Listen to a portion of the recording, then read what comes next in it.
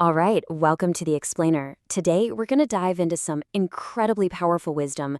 We're talking 2,500 years old on how to transform one of our most difficult, most challenging emotions. So let's just jump right into this idea. The source material we're looking at today frames anger in a really provocative way. It's not just a feeling, it's a poison that we willingly take. The whole idea is that it's not something that happens to us, but something we actively do to ourselves, often with some pretty devastating consequences. Okay, so what is the real price we pay for anger? The ancient texts we're drawing from lay out a surprisingly practical and, frankly, stark list of consequences. And this isn't about some abstract morality. It's about the real, tangible harm anger does to our own lives. So the Buddha actually taught that there are 7 specific things that happen to an angry person that, get this, actually make their enemy happy. It's this really powerful reframe. When you're angry, you are literally doing your enemy's work for them. Let's take a look at a few of the most striking examples. First up, and this one's pretty direct, no matter how well-dressed you are, how put together you think you look, the texts say an angry person becomes ugly through his being a prey to anger. It's this powerful idea that our internal state can literally warp our external appearance, no matter how hard we try to hide it. Second, even if you're surrounded by comfort, like imagine lying on the most luxurious, comfortable bed in the world, an angry person lies only in pain. That inner turmoil just makes any external comfort completely worthless. And number 3, this is a big one. Your friends, your companions, even your family will eventually start to keep their distance. Anger is a fundamentally isolating force. It pushes away the very people we need for support and connection. You basically end up building your own prison. And this quote from the Dhammapada just nails it, doesn't it? Trying to fight anger with more anger, well, it just doesn't work. It's like trying to put out a fire with gasoline. The cycle just goes on and on. So what's the alternative? Well, the solution proposed here isn't to just suppress your anger or bottle it up. Instead, it's to actively cultivate its antidotes. And this involves a really specific system of mental cultivation, 4 particular states of mind that act as these incredibly powerful removers of tension. In the original Pali, they're called the Brahma Vihara, and I love this translation, the divine abodes. Now think about what that name implies. It suggests these aren't just fleeting feelings you visit every now and then. No, they're places your mind can actually learn to live.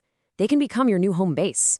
So these 4 states are loving kindness, compassion, sympathetic joy, and equanimity. And they all work together. Loving kindness is that active goodwill towards others. Compassion is feeling with those who suffer.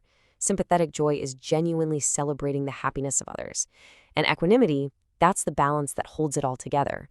They're basically the great peacemakers and the great healers of the wounds we all get in life. All right, so where do we start? Well, the foundation, the absolute starting point for this whole transformation is the practice of mettā, or loving kindness. It's really the first skill we need to build, and the source material gives us a very clear step-by-step method to do it. And what's so brilliant about this is how logical and systematic it is. You don't start with the hardest part, trying to feel kindness for someone who drives you crazy. No, you build that muscle of loving kindness gradually.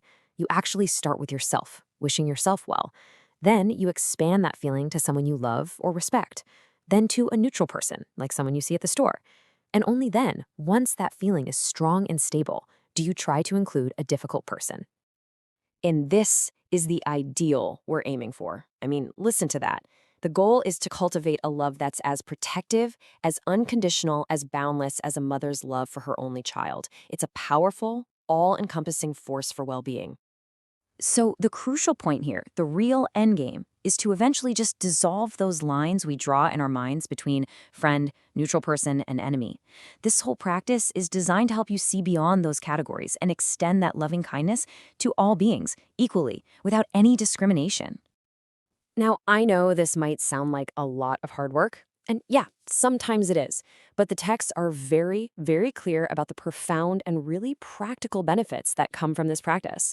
This isn't just some nice idea. It fundamentally transforms your experience of life. So the sources list out 11 specific blessings, and they cover a fascinating range.